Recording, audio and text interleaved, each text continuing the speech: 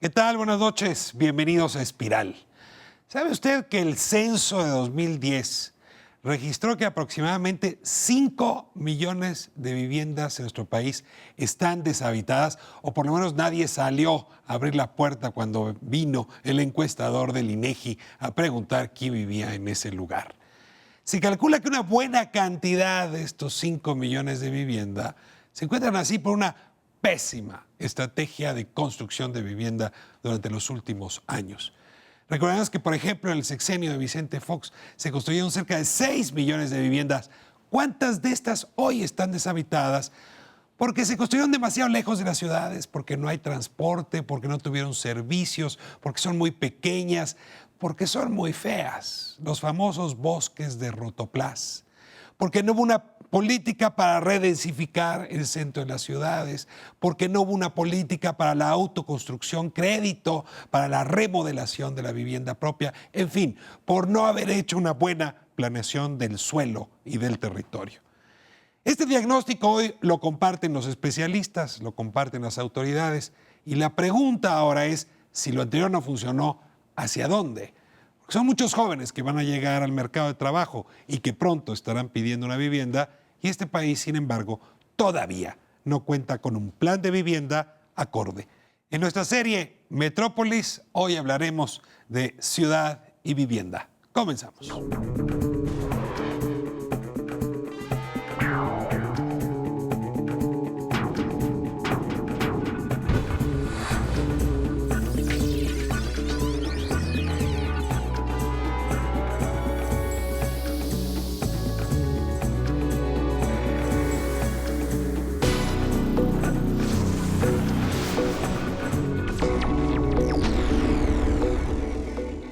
Soy Sara Toppelson, arquitecta. Actualmente dirijo el Centro de Investigación y Documentación de la Casa. Los últimos 6 años fui subsecretaria de Desarrollo Urbano y Ordenación del Territorio en Sedesol. Si volteamos históricamente a la planeación y ampliación de las ciudades anterior a 1970, había un orden y había una planeación bastante estructurada. Y si piensas en la Colonia del Valle y en la Colonia Narvarte y en la Colonia Santa María y Santa María la Ribera y todas estas colonias, inclusive desde la Roma, la Hipódromo, la Condesa, todas comenzaron con un plan urbano muy estructurado y todas crecieron por añadidura. Es decir, era una ampliación inmediata de la ciudad. Yo le llamo el crecimiento en muégano. A partir de los 70s, 80s, la presión sobre el tema de la escasez de vivienda generó algunos mecanismos diferentes, que la ciudad comenzó a crecer un poco más anárquicamente. También hubo una reestructuración de las responsabilidades a nivel federal, estatal y municipal. Y como tú sabes, ha habido una continua descentralización y finalmente las facultades recayeron en el municipio. Todas las ciudades se han expandido mucho más allá de lo necesario y todas han perdido densidad. Cuando tienes muy baja densidad, lo que creas es mucho mayores trayectos y un costo muy elevado en la dispersión de los servicios en todos estos sitios. Por eso vemos muchos sitios que no tienen suficientes servicios, porque es imposible servir a un territorio tan enorme. Se ha satanizado mucho a un solo grupo y yo creo que no podemos satanizar a un grupo. Es una responsabilidad repartida entre muchos grupos de interés y muchas circunstancias que fueron sumatorias y que finalmente, pues sí, han expandido a las ciudades innecesariamente.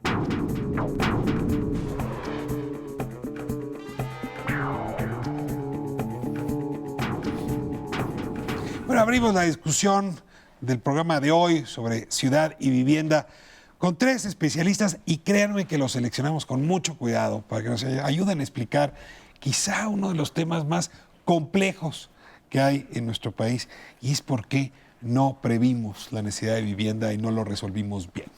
Les pido, como esa tradición aquí en Espiral, que sean ustedes mismos quienes se presenten. Comenzamos con don Daniel Rodríguez, bienvenido a Espiral. Gracias, buenas noches.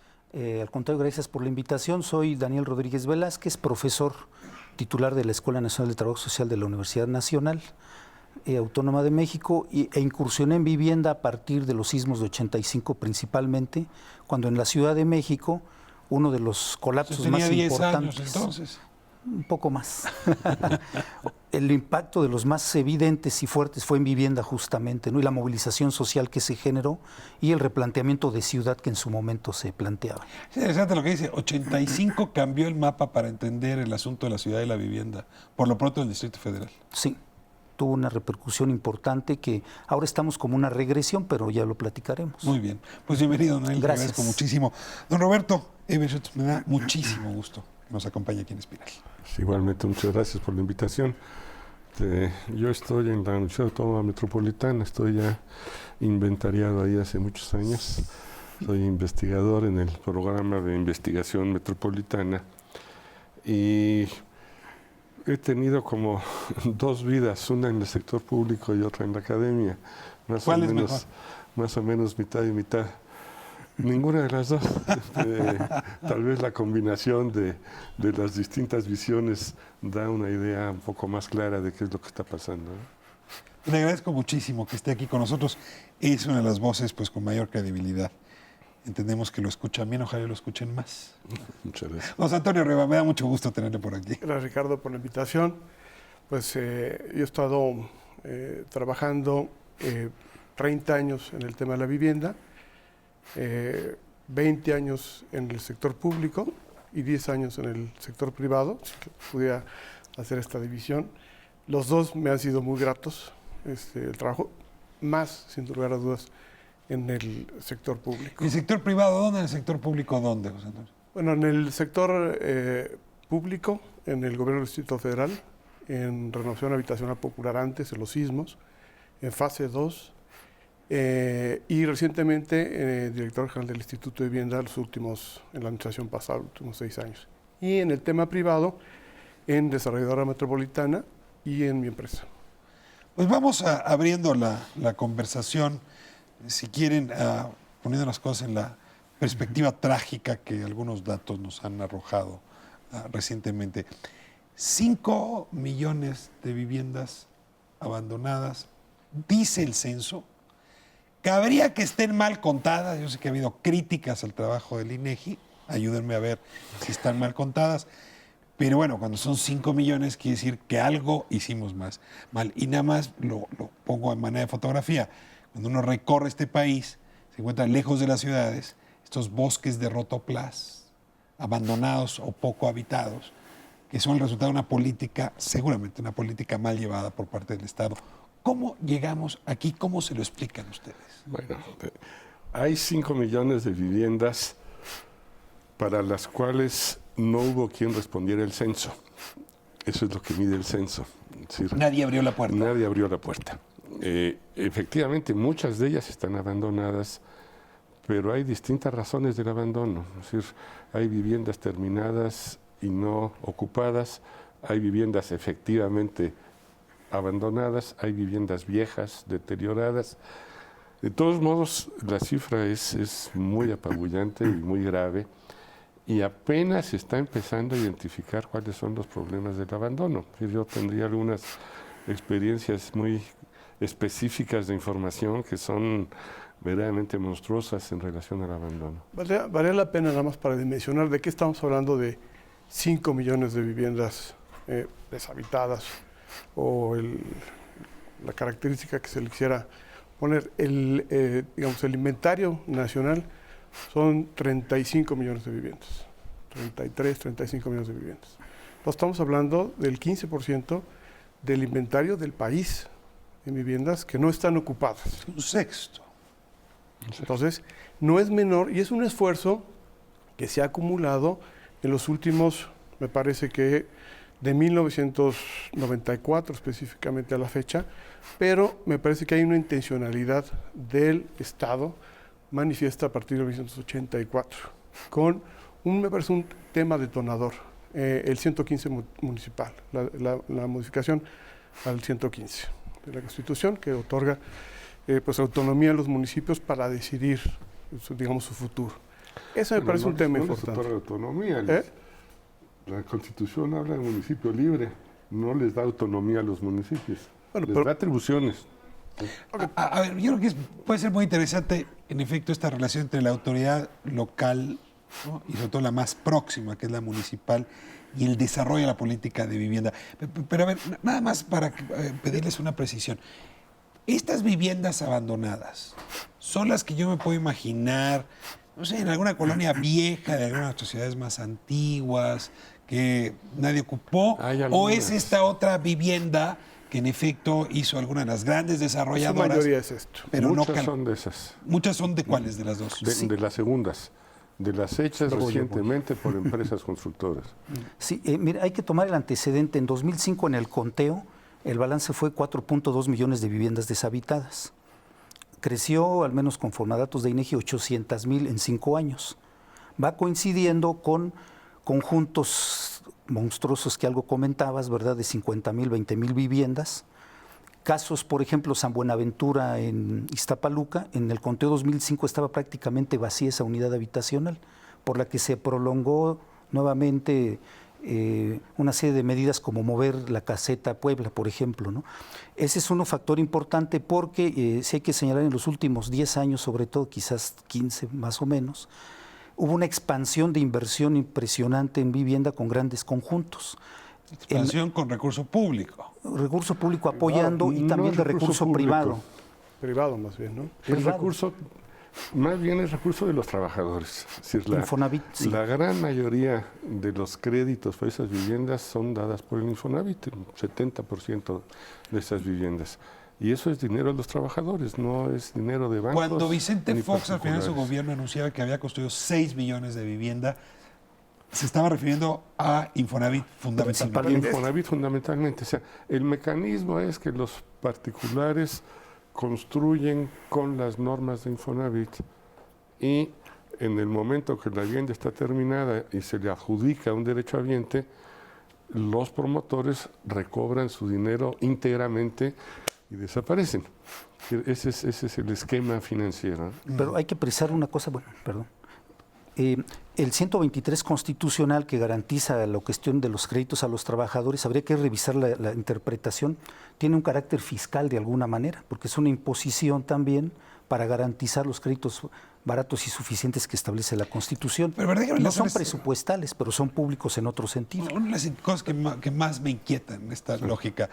A ver, si fuese un mercado solamente de vivienda, bueno, hay una persona que demanda una vivienda y un mercado que la pone, la ofrece. Entonces, la lógica haría que pues, se hubieran construido viviendas en función de los demandantes.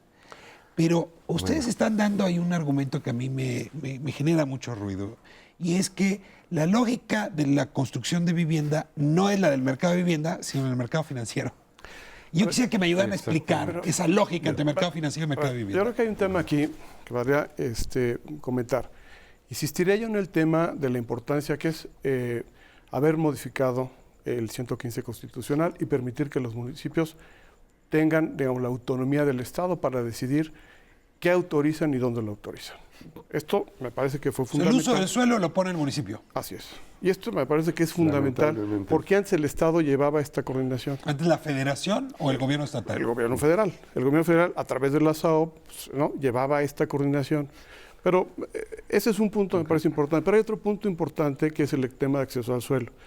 Y este acceso al suelo se da con la modificación al tema de la posibilidad de vender el ejido, la tierra ejidal, que es el acceso al suelo barato, que se requiere como elemento fundamental para la construcción de las ciudades y la vivienda, ¿no? Entonces, en 1994 ya tienes dos elementos, el 115 constitucional, la modificación a poder vender ejido, y tienes la entrada, digamos, al mundo de los dineros a nivel internacional. A ver, yo lo tengo ahí porque la idea es encontrar estas variables que nos llevaron al caos. Así es. Pero antes de la reforma al 115, que es en 83, 84, 83, ya tenemos Chalconesa, Los Reyes, Ecatepec.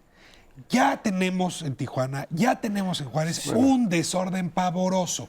Es decir, ya había variables antes de que se le entregara al municipio ese poder. ¿Cuáles son esas variables previas del desorden? El país crecía, podía haberse planeado desde la SAOP de manera distinta. En aquella ocasión las cosas eran diferentes. Es decir, lo que era un problema más grave eran los asentamientos irregulares. Es decir, Nezahualcóyotl, Ecatepec, Chalco Nuevo y miles de lugares más en todo el país nacieron de manera irregular, digamos, ilegal. Ocuparon tierra que no era adecuada de acuerdo con los planes de desarrollo urbano y muchas veces no era de su propiedad. En todos los casos compraron. Sí, esto es muy importante. No fue una invasión. No fueron invasiones. Todo el mundo compró, le compró a los ejidatarios, le compró a los comuneros, le pasó dinero al diputado, le pasó al que quería ser delegado. Hay un manejo ilegal terrible en un mar de corrupción que explica toda la irregularidad. Bueno, esa forma de crecer de las ciudades sigue presente y eso se debe a que no tenemos opción legal. Es decir, la gente de bajos recursos no puede comprar suelo legal. No existe. Es decir, el suelo legal, de acuerdo con los planes, está en lugares donde los precios están totalmente fuera del alcance de la gente. Y esto es la base de la irregularidad. Ahora, eso se suma a lo que decía Toño de la situación ejidal. Es decir, el lugar más fácil para ocupar de manera ilegal fueron los ejidos. Y es ahí donde les vendieron. Y cuando se cambió la Constitución, se facilitó más la privatización del ejido y esto también incorporó a las empresas privadas en esa privatización. Además, sobre todo, no solamente las empresas privadas, incorpora las empresas privadas con capacidad de financiamiento porque tienen la globalización financiera en donde el dinero ya no es un problema, el acceder a recursos ya no es un problema. Entonces tienes acceso a dinero, bueno, primero municipios, ejido, acceso a dinero global, internacional, una clase, emprendedora o empresarial muy apetitosa, ¿sí? Con capacidad de bajar ese recurso. Muy ambiciosa. Muy ambiciosa. Y por el otro lado tienes un alejamiento del Estado, y lo vemos en lo que era CEDUE, las facultades que tenía CEDUE, que después ya no tuvo CEDUE. Sí. Entonces, hay un alejamiento, son 5 variables que acabamos de mencionar, que se dan de manera explícita por parte del Estado y que conforman una política de 1984 a la fecha, muy especialmente a partir del 94, en donde se construyen 10 millones de viviendas, ¿sí? En un lapso muy corto en las ciudades externas, en donde pues al principio parecía muy fácil, pero después resulta que generan una serie de elementos como contaminación, tiempo desperdiciado, una serie de elementos negativos que hoy hacen que esas viviendas que se construyeron con esas características, con esas variables, pues hoy estén en gran parte abandonadas y con un problema, me parece que gravísimo, que trataremos seguramente después, sobre el tema del empleo y la cantidad de recursos. Me tengo que ir a corte. Nada más les dejo una pregunta para que la vayan masticando. ¿Por qué no le apostamos primero a poblar las ciudades que ya teníamos en lugar de empezar a crecer hacia afuera? Porque no es negocio. Porque no es negocio. Regresamos y me lo explican con más calma. En efecto, el abanico de temas que sigue será lo más interesante. Quédese con nosotros, volvemos.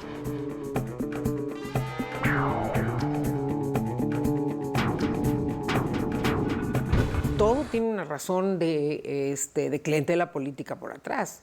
Porque claro, había siempre un líder que era el que establecía, o casi siempre, ¿no?, que establecía esta venta de terrenos en una forma informal y que además invitaba a los colonos a establecerse ahí y al político le prometía los votos de esta zona para que le trajera los servicios. Entonces, por supuesto que tiene una capital político muy importante.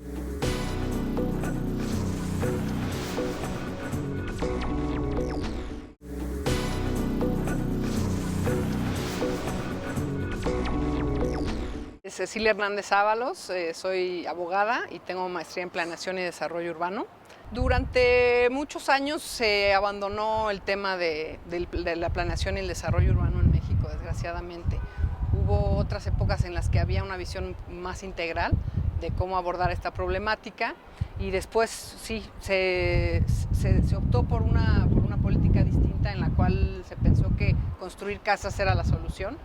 Y pues no es la única manera de resolver el problema y hay que pensar en las ciudades de manera integral. Solo se estaba pensando en la opción de vivienda terminada, o sea, de vivienda nueva y lista para poner a la venta en el mercado, siendo que hay muchas otras opciones que pueden resolver la necesidad de vivienda, como puede ser apoyo para mejoramientos, créditos, autoconstrucción asistida, o sea, con darle orientación a la gente cómo puede hacer sus propios procesos, es una muy buena manera también de resolver las necesidades de vivienda. Entonces hay esquemas de vivienda en renta, por ejemplo, que no hay políticas públicas que lo estén impulsando mucho, pero se está empezando a ver como una alternativa. Y yo creo que la más importante es el hecho de no tener que crecer las ciudades para poder alojar dentro de ellas a las nuevas familias que se van creando. O sea, las ciudades tienen capacidad de crecer hacia adentro. Y yo creo que el papel del Estado es fundamental para guiar el desarrollo urbano y bueno, y el desarrollo en general, pero sí hay que marcar hacia dónde y cómo. O sea, hay que generar incentivos, hay que, o sea, sin duda, pues estar ahí guiando lo que debe de hacerse, pero tiene que haber mucha planeación. Señores, en Espiral hablando pues, de este caos que observamos en el mundo de la vivienda, creo que había un muy buen resumen que se entregaba hacia el final del bloque anterior, como el crecimiento poblacional de un lado, la modificación del 27 y en efecto la posibilidad de vender el ejido, la modificación a la autoridad que da los usos de suelo y entregárselo al municipio, la cantidad de recursos que se ponen en juego. Y yo sí observo y la ausencia de Estado. Lo decía hace un momento muy rápido, pero a ver, este es uno de los elementos que nos prueba que el mercado solito hace caos. Aquí no hay duda. Sí, recordemos cómo, a propósito del artículo 27 constitucional que se reforma el 92 y abre el mercado ejidal y comunero a las fuerzas propiamente inmobiliarias y financieras, el 27 fue reformado en los años 70 y mediados, 76. Se derivó una primera ley de asentamientos humanos que establecía algunos criterios de planeación. Vino toda una ofensiva empresarial en Nuevo León, fue muy retratada por Carlos Monsiváis, el grupo Chipinque, en fin, y se da un giro y esta ley de asentamientos humanos pierde buena parte de la fuerza para la planeación. Entonces, desde entonces podemos hablar que habría una especie de desregulación, pero con cierta intervención del Estado en algunos aspectos muy puntuales, pero que no iba más allá de establecer lo que tú referías, ¿no? ¿Por qué no se hizo un desarrollo urbano más efectivo y fue una periferización, una expansión irracional sin límite? Veíamos los centros de las ciudades vacíos y en las lejanías construcciones como de archipiélagos. Pero nos asustamos de una lógica económica que fomentamos, ¿no? O sea, esta lógica económica responde a la maximización de utilidades por parte de una serie de empresas que tienen que responder a un crecimiento poblacional muy importante. Estamos hablando de que para los próximos 20 años tendremos que estar financiando 1.1 millones de viviendas los próximos 20 años. Por año. Por año, ¿no? De las cuales unas 800,000 son viviendas nuevas y el diferencial son mejoramientos alimentarios existentes. Pero además tenemos que dar también respuesta al tema del empleo. La vivienda, todo el tema de la vivienda genera 3 millones de... Si aceptamos que cada vivienda genera 6 empleos, directos e indirectos, que creo que son más, pero con 6 estamos, son 3 millones de empleos todos los años que hoy no estamos produciendo. Hoy, de repente, el Estado dijo, espérenme. Hicimos un diagnóstico en donde aquellas ciudades no crecían, no deberían de seguir creciendo como están, y se plantea un crecimiento hacia adentro de las ciudades, y lo que hay que definir es el cómo. Entonces, aquel proyecto económico sí tenía una racionalidad económica, ¿sí? O sea... Generar empleo. ¿No? Y utilidades, como decía Bueno, Roberto. Empleo, entre comillas, El empleo Corto plazo. en la vivienda es el empleo menos calificado, de más baja retribución, Menos prestaciones. sin prestaciones, sin continuidad, sin garantía de ningún tipo. Entonces, ese es el empleo que se crea fácil y igual de fácil desaparece. Y efectivamente es un volumen muy grande, pero es un empleo muy débil y muy poco consistente, ¿no? Yo quería salir un poco de la lógica de la vivienda, que yo creo que ese es el tema fundamental. Hablar de la vivienda desde otra lógica. O llegar a la vivienda desde Desde otra la lógica. ciudad. Es decir, nuestro grave problema, y esto tiene 12 o 16 años de haberse arrancado, es suponer que la vivienda es un sector en sí mismo y que el tema de la vivienda es el fundamental. Y para hacer esto nos olvidamos del desarrollo urbano, nos olvidamos de que el territorio es una de las dimensiones del desarrollo. Es decir, no podemos hablar de cuestiones sociales ni económicas sin un territorio. Es decir, si no hay territorio, no hay Estado, no hay país. Bueno, el territorio tiene particularidades muy distintas a las dimensiones social y económica. El territorio tiene cierta rigidez que no tienen estas otras dimensiones. Y esto implica prever los efectos en el territorio, porque las acciones van a prevalecer mucho tiempo. Es decir, estas aberraciones que ya se construyeron de 40,000 viviendas a 30, 50 kilómetros de la ciudad, ya están ahí. Y eso ya distorsionó el territorio y las políticas ahora van a ser cada vez más difíciles porque no podemos ignorar que esas cosas están ahí y están haciendo ruido y están generando problemas. Entonces, sí, tenemos que volver a la ciudad, pero tenemos que entender que para que la ciudad se desarrolle hay que cambiar muchas lógicas, entre ellas esta lógica de la especulación en manos del mercado sin ninguna participación ni conducción por parte del Estado. Pero y aquí hay un problema importante. Perdón, el tema importante es si las ciudades, como hoy están, ¿no? Que son crecimientos, como señalaba ahorita, en muchas ocasiones irregulares. El mismo Distrito Federal tiene mucha irregularidad, por ejemplo, en la ciudad central. Si esas ciudades a las que estamos llevando o queremos llevar a esta población, con una planeación previa, van a tener la capacidad de recibir a 1.1 millones de jóvenes que nos están solicitando una vivienda y en qué tiempo lo van a hacer. Entonces, Sin embargo, perdón, sí una tenemos cosa, un problema. De lo que decía José Antonio, porque la idea de vivienda sin ciudad nos lleva a algo que también habría que reconsiderar.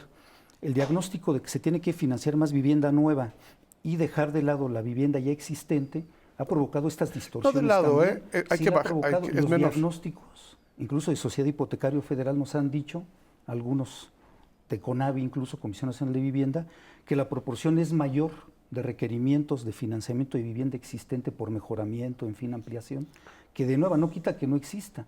Pero en esa lógica de los créditos para que crezcan las ciudades, se subordina la planeación urbana que nos dice Roberto a la idea de sectorizar la ciudad como vivienda y en expansión.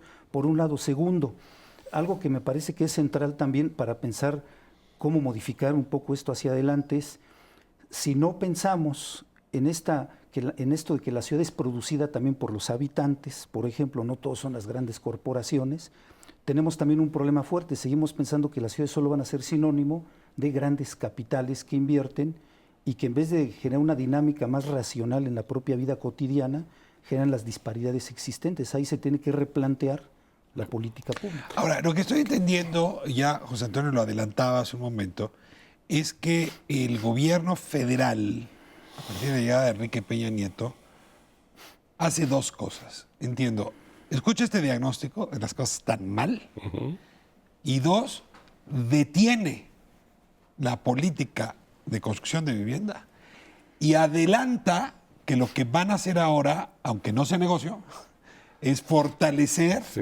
la redensificación de los centros de las ciudades y remodelación, que es muy importante.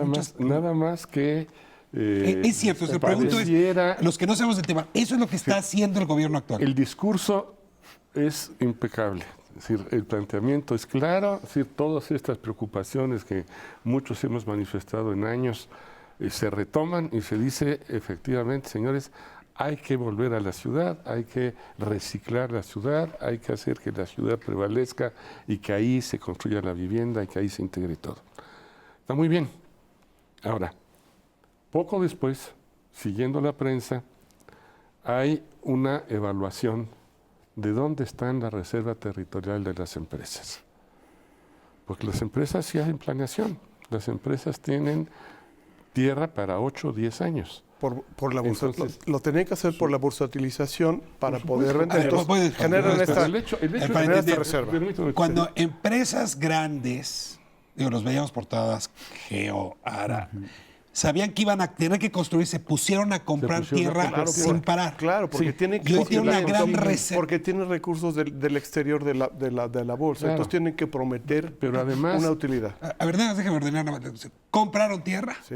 y esa tierra les permite conseguir mejores créditos, es lo que tú llamas Recursos, burseta sí, de es recursos. correcto. sí. Sí, por eso se quedaron con esa reserva. permite Y ahorita les dicen, comprometer. ya no van a construir Ya no. ahí, ahora se construyen en el centro de las ciudades y Sí. están en bancarrota. Y mucho Sí. es terreno Ahora, no apto teóricamente para están desarrollo. en bancarrota. Es decir, Bueno, ¿por eso qué? dicen ellas. Eso dicen. ¿Y por qué compraron esas reservas?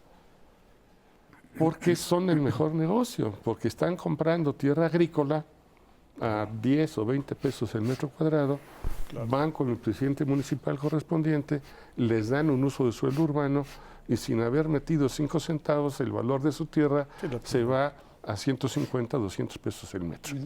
Ha sido un negocio de Ese es un corrupción. negocio monumental. Si uno pudiera saber qué es lo que Coret va a hacer el siguiente año, se hace millonario. Pero es un Ahora, negocio yo autorizado. quisiera ¿eh? acabar con el comentario que hacía al principio. Es decir, el gobierno federal dice vamos a evaluar esa tierra, lo cual suena muy sensato. Es decir, vamos a ver si de veras tu reserva corresponde a estas políticas o no corresponde. Si no corresponde, pues esa reserva habrá que usarla para otra cosa o olvidarse de ella. Bueno, lo que se ha filtrado en la prensa es, y ahí no tengo datos de primera mano de las instituciones, pero lo que se ha filtrado es que el 87% de esa reserva está bien localizada, es adecuada para la vivienda y para seguir con los programas. Eso, en mi interpretación, es dar un paso atrás. Es decir, es enorme aceptarle a las es constructoras. aceptar las condiciones de las constructoras. José Antonio. Coincido en el planteamiento que hace Roberto. O sea, que podría el gobierno doblar las manitas y decir, bueno, sí, sigue construyendo donde ya compraste. Me parece que el Parecido. mercado ya está castigando eso. O sea, yo creo que ya hay un castigo a esas empresas, ya a esa O reserva. sea, los compradores ya no quieren sus casitas Exacto, allá o sea, afuera. sí, porque entonces. Mejor préstame para que remodele algo. Claro, porque tampoco es decir, ya le he estado doblar las manos y entonces va a hacer eso. No, yo creo que no. Yo creo que el mercado sí ya castiga eso y hoy mucha de la vivienda deshabitada está porque la gente no es tonta. La gente va y si ve que está a 1 hora, 1 hora y media, tiene que pagar de distancia de su No, trabajo. de Tiene 30 que metros pagar- cuadrados, sin agua, sin transporte. Pero además tiene que pagar la misma monto de la mensualidad que paga de 2.500, 2.300 pesos, lo tiene que pagar en transporte, que además está a 1 hora. O más. o más. Hasta 3 horas. Está a 1 hora y media de ida, más lo de regreso, es alejamiento familiar, es contaminación, subsidio al transporte, que no debería de ser ese tamaño de subsidio. Entonces, hay muchos inconvenientes que el mercado ya va a castigar eso y lo está castigando en la bolsa. Hoy las empresas han tenido una desvalorización, si es correcto el tema, el concepto, de 70% del valor de las acciones ya cayó de todas esas empresas. El problema no va a ser, ¿se va a rescatar esas empresas? Me parece que no, y eso está muy ¿Creen que el bien. Estado debería rescatar No, esas empresas? yo creo que no, creo que todos coincidimos en que no, el mercado lo va a castigar. Rescatar a las empresas, yo digo que no. Yo creo que no. El problema es que ya se anunció un fondo de 15,000 millones de pesos. No es nada, 15 mil millones de pesos. De todas 30. maneras, es lo que no se dedica para mejoramiento habitacional de sectores populares, de vivienda rural. Vivienda rural tiene para este año quizá 150 millones Sí, de nada. pesos en el presupuesto de egresos. Bueno, pero a lo que voy es también a lo siguiente. En esta dirección que se lleva ha habido zigzagueos. Ha habido que la bolsa sube, que baja, la tendencia, como dice José No, Antonio, todo va, baja. va en otra lógica, pero habrá que ver qué papel juega Infonavit, que es el que ha sido el soporte de esta política. Infonavit ha manejado mucho una, digamos, denominación de Infonavit ampliado, en el cual convergen todos los empresarios y se maneja una bolsa financiera y de tierra que Infonavit le da todo el apoyo. Y así ha sido por varios años. Yo no sé si Pero Infonavit no va a recular. no va a financiar la reserva que la gente no quiere. Sí, pero Infonavit históricamente ha estado financiando más de 400,000 450,000. anuales, casi 500,000. Lo que los Sí, empresarios le pidan. sí. No se va a echar para atrás. Sí, pero Pero digo yo. la gente ya no está queriendo exacto. y entonces los empresarios van a pedir otra cosa. A ver, me interesa mucho. de acuerdo. Me Pero- tengo que ir a pero corte. esa reserva pero no. tenemos que revisar estos dos temas. A ver, un tema lo sembró don Roberto en su momento. Hay necesidad de pensar en el territorio otra vez. Fundamental. Si no se piensa en el territorio, Fundamental. es territorio que lleva agua y que lleva basura y que todas lleva las- áreas todas las verdes, actividades espacio humanas ahí público, metidas. y ahí va la vivienda.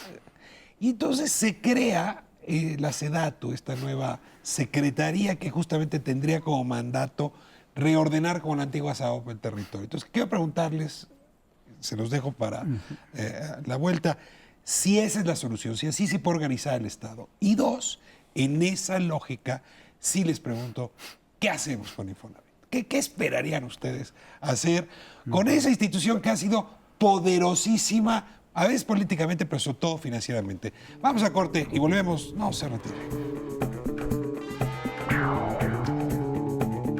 En realidad las fuerzas del mercado pues, han operado en los últimos años mucho.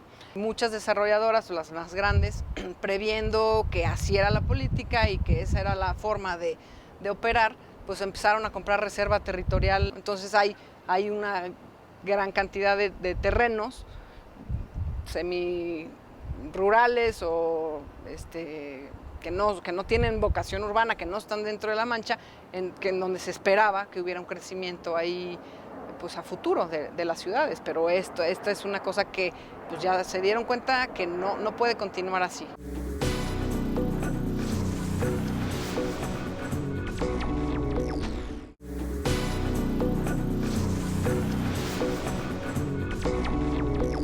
Y esa debe ser la tendencia a futuro, que generemos un control de la mancha urbana actual, que crezca lo menos posible y que volteemos hacia las oportunidades que hay al interior de las ciudades. En el interior de la ciudad hay una cantidad de tierra subutilizada enorme. Entonces habría que establecer sí políticas públicas que generaran incentivos para crecimiento hacia adentro de las ciudades. Hay miles de hectáreas en todas las ciudades mexicanas para crecimiento.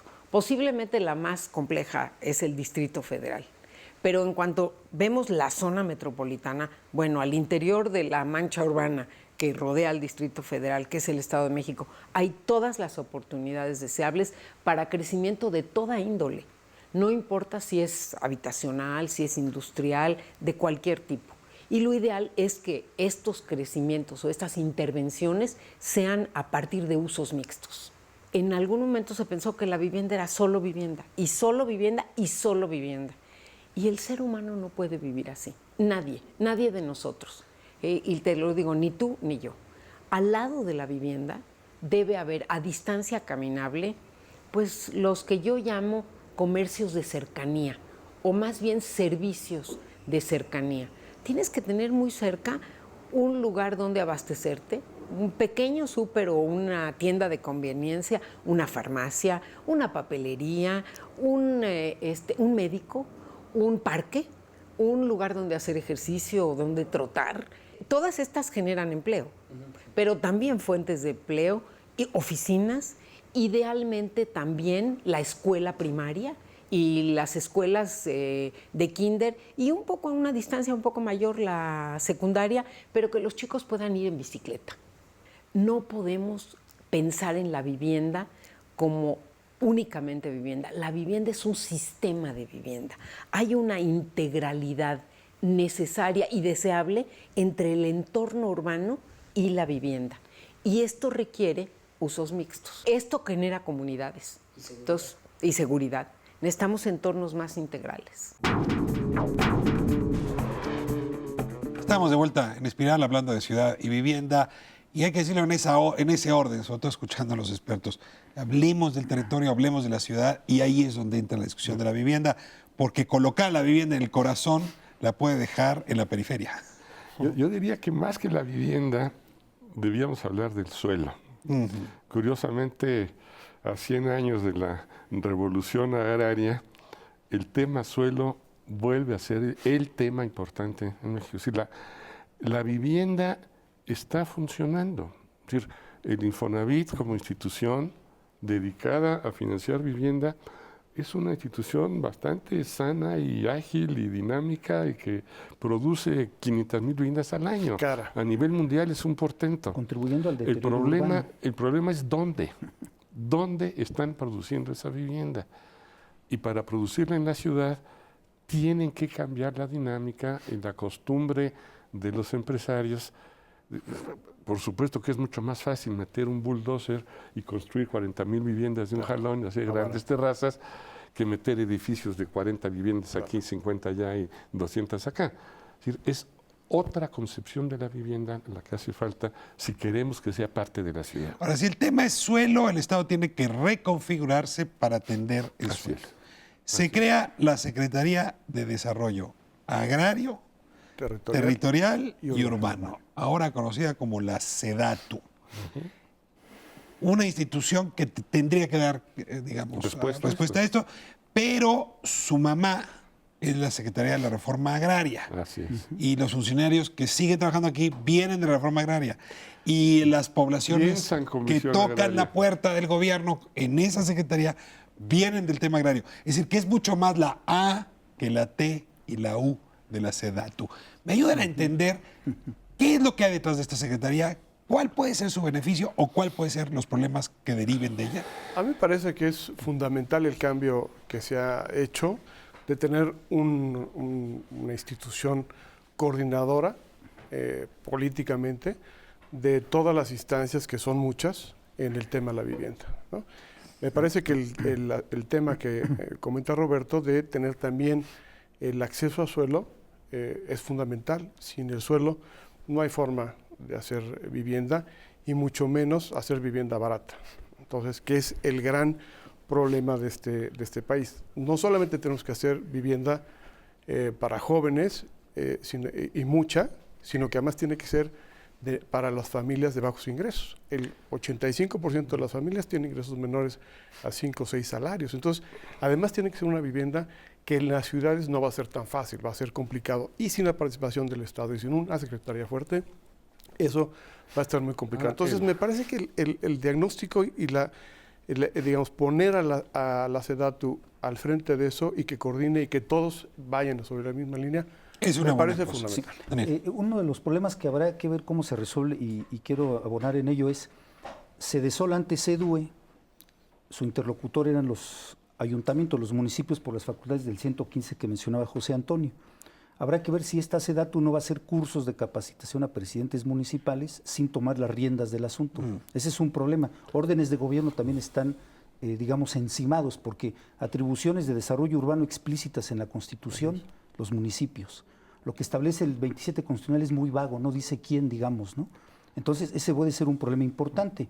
Ahora bien, habría que trascender de la política habitacional como sector, sujetar a los desarrolladores, así tengan recursos internacionales y todo. Tiene que haber un proyecto nacional.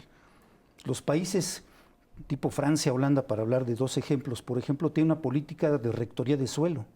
Son capitalistas, desarrollos competitivos a nivel mundial. No podemos decir que serían países que están así como en el subdesarrollo, digamos, ¿no?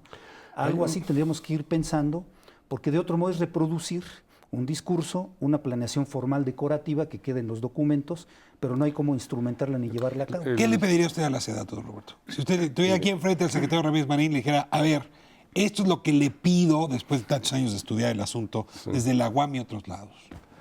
Bueno, lo primero que le pediría es que entiendan la lógica del territorio y que seriamente traten de orientar la ocupación del territorio. A ver, ¿qué es eso de la lógica del territorio? La Porque lógica del pienso en territorio- montañas, ríos, Sí, mares. A ver, bueno. ¿qué es la lógica del territorio? Hay primero que nada, una atracción por los lugares centrales.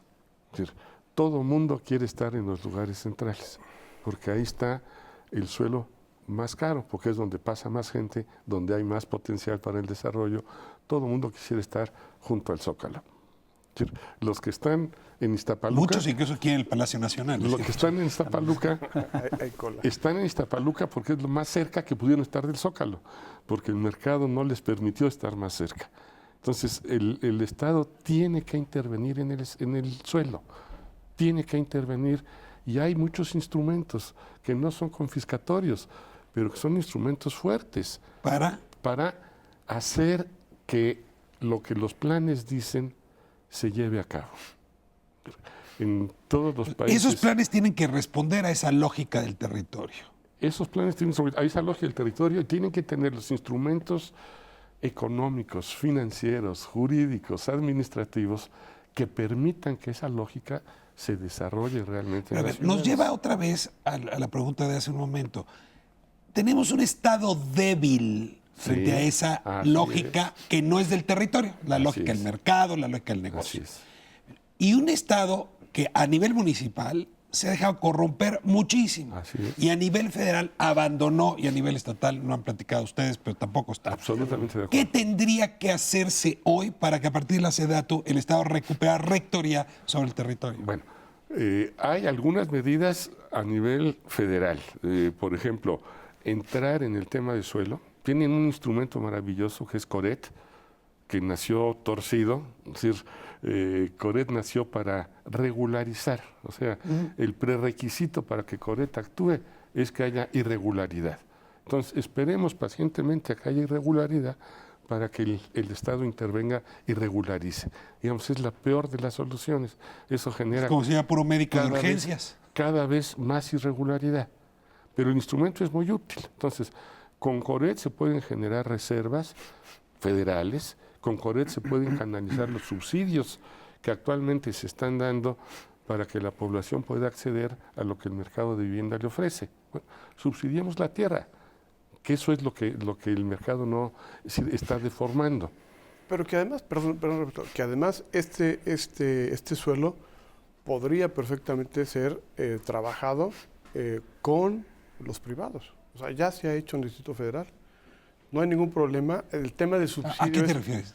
¿Sí? ¿Subsidiarle el suelo a los desarrolladores privados? A ver, en el Distrito Federal se han expropiado de 2000 a la fecha 850 vecindades en el centro de la ciudad, ¿sí? En donde se tiene acceso a esa vecindad a través de un decreto de expropiación. Se le garantiza a través de un fideicomiso al propietario el pago, cuando resulte que es el propietario, demuestre que es el propietario. Se saca a la gente con 1.500 pesos de ayuda de renta, hasta en tanto regresa. Se densifica, se pone la construcción, se pueden tener recursos del mercado o del mismo instituto. Se redensifica la vecindad original de 2 niveles a 6 niveles. Se regresa a la gente original y tenemos más vivienda en la ciudad central, en donde tenemos mecanismos de participación, que es un ejemplo, como otros muchos menor, que puede haber. Hay otros que pueden ser mucho más eficientes. Es decir, en otros países, ¿cómo se hace? Es decir, el plan dice, en esta zona que es adecuada, que tiene condiciones, tiene que haber vivienda de interés social. Resulta que tú eres el propietario. Se aporta. Bueno, a mí no se me da la gana hacer bien interés social. No, el plan te obliga y te da 2 o 3 años, de acuerdo con el plan, para que hagas lo que el plan dice. Si tú no lo haces, subastamos tu terreno para ver quién quiere hacerlo. Y a ti te vamos a pagar el valor de tu terreno. Pero hace un momento decía Daniel, sí, nada más que a ver, en México no se hace planeación. A ver, pero si hay 90,000 hectáreas. Bueno, se hacen planes, no se aplican. Sí. A ver, pero es planeación implica llevarlo a cabo también.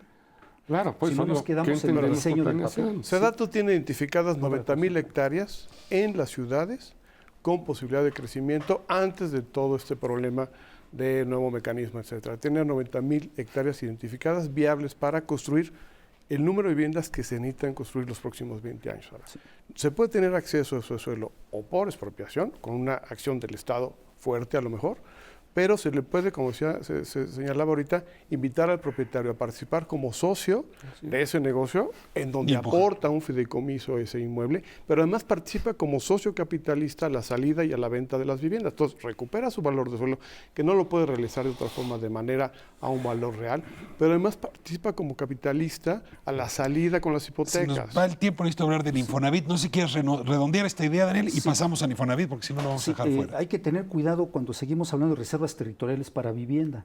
El problema es que las ciudades tienen muchos usos de suelo, desde vialidades, las necesarias áreas verdes, las tenemos ciudades sin áreas verdes en este país prácticamente, usos recreativos, espacios de abastecimiento, en fin. Entonces hay que replantear también la idea, porque este argumento de las hectáreas, de las miles, me acuerdo que desde Sedesol se planteaban y quizá desde SEDUE, ¿no? Entonces, SEDATU, si no se orienta a una planeación integral, ejecución y evaluación y seguimiento, si no, no va a ser tal, se va a quedar corta y va a seguir siendo facilitadora de negocios inmobiliarios, donde Infonavit tendría también que cambiar su papel, porque es el instrumento principal para facilitar esto. ¿A qué me refiero con esto? Que se apegue primero al mando constitucional, habitaciones cómodas e higiénicas para los trabajadores, no se cumple este precepto, tampoco el crédito barato y suficiente, los trabajadores se quedan con deudas de 30 años, la empresa recibe el dinero, inmediatamente tiene la ganancia, e Infonavit ha recurrido a venta de cartera vencida en vez de vendérsela a los propios trabajadores, que se lo prohíbe la vende Cámara a de empresas Diputados. Particulares. Eso tiene que Presta el cambiar. 12% cuando el banca presta ¿Qué hacemos con 8%. Infonavit? El gran cambio de Infonavit es orientarse a la población que realmente tiene más derechos.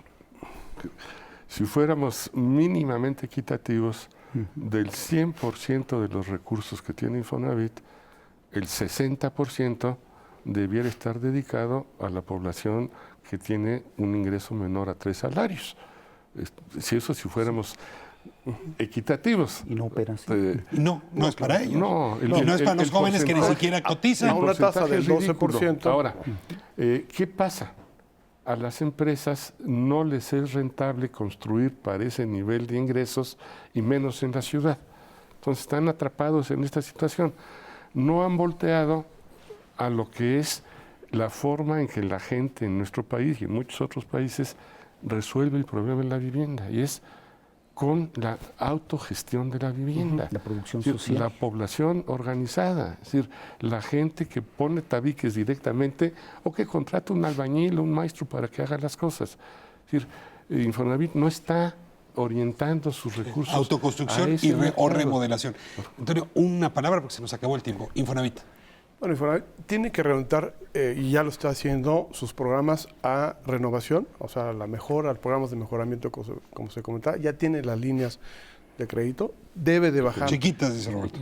Sí, va a plantear aumentar de 43,000 a 80, 90 mil pesos. Me parece que puede ser interesante si se reúne con CONAVI los subsidios. Entonces, me parece que sí tiene que reorientar los créditos al mejoramiento, a los programas de mejoramiento, y bajar las tasas Menos construcción de vivienda nueva, más remodelación, más autoconstrucción. Más ciudad. No saben cómo les agradezco. Autogestión. Más ciudad. Les agradezco muchísimo esta conversación. Los que no sabemos aprendemos mucho de ustedes, pero veo que necesitaríamos 3 programas para entender completamente la dimensión. 300. Pero aquí está el tema central. Seguimos en esta serie sobre metrópolis, viendo todas las variables que construyen este lugar que tantas pasiones genera entre las personas, las ciudades. Nos vemos próximo miércoles, 10 de la noche, 11 TV México. Gracias de veras, muchas gracias por habernos permitido entrar a sus hogares.